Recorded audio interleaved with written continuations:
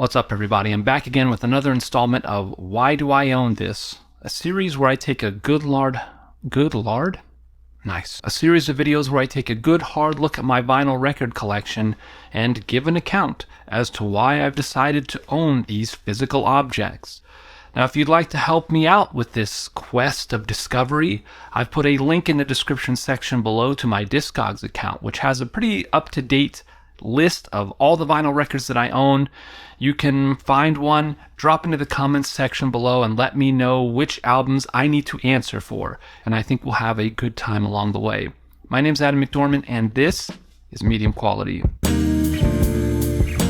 Okay, I want to know if you guys have had a similar experience to me, where there are albums that you didn't like when you were younger, that you have since grown to appreciate in recent years. Drop into the comments section and let me know if you have albums like that and which ones they are. One of the things that's been really fun about this series is that it's given me an excuse to kind of poke at the corners of my record collection and spend time with albums that seem like they wouldn't fit into a vinyl record collection curated by someone who's way into progressive rock. And I pulled one such record to talk about today. That's right, this is Sade's 1984 debut album, Diamond Life. This is a pop album that I have really only come to appreciate in the past couple of years, because I remember hearing their most popular song, Smooth Operator, on the radio in like the late 80s, early 90s, and generally being indifferent to it, along with pretty much anything else that could even remotely fit into the category of adult contemporary music from this era. In retrospect, I'm not really surprised by that. I mean, there's a simplicity to the melodies on offer in this album. It's exactly the kind of smooth jazz, adult contemporary, soft rock kind of sound that would have just rolled right off of my ears.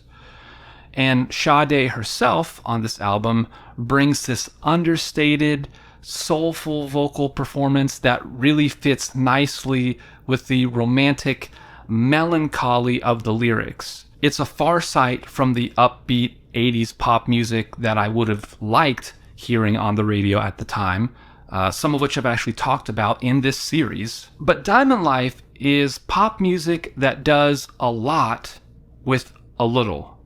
The production is relatively sparse, no one is showing off here, and yet there is a visceral emotion at work in the melodies of this group's songs. As unassuming as Sade's music is at first listen, the grooves here are steamy and sensual. It's no wonder that it didn't resonate with me when I was like 4 or 5 years old. Now, like I said, I've come back around to Sade in recent years, not necessarily through the lens of nostalgia, because like I said, I was pretty indifferent to their music at the time, but rather as a more mature listener re-examining their discography as my tastes have matured.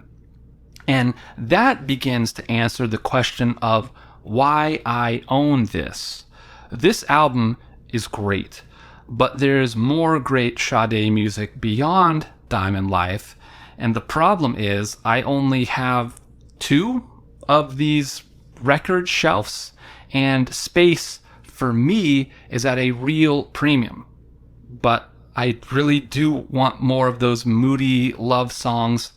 And the solution to that problem is this. This is the best of Sade from 1994. And this specific release is the 2016 Abbey Road Half-Speed Master that sounds absolutely excellent. This is a densely packed double LP that presents itself as kind of this condensed journey through the first 4 albums of the band. And I kind of like to think of it as the embodiment of this one lyric from the song Smooth Operator that goes,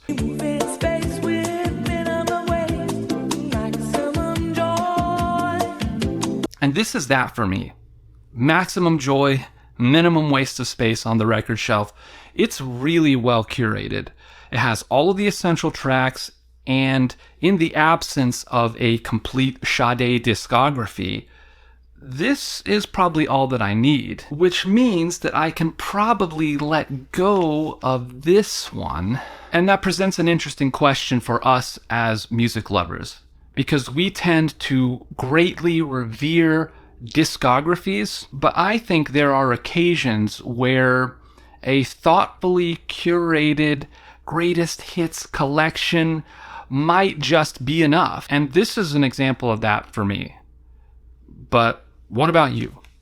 How much Sade is the right amount of Sade? Drop into the comments and let me know. And while you're down there, tell me about some of your favorite greatest hits collection, especially if they're ones that you go to in lieu of specific albums. Anyways, that's going to do it for this video. If you liked it, feel free to give it a thumbs up. If you want to see more, make sure you hit the subscribe button. Until next time, keep spinning that good stuff. What a time to be alive.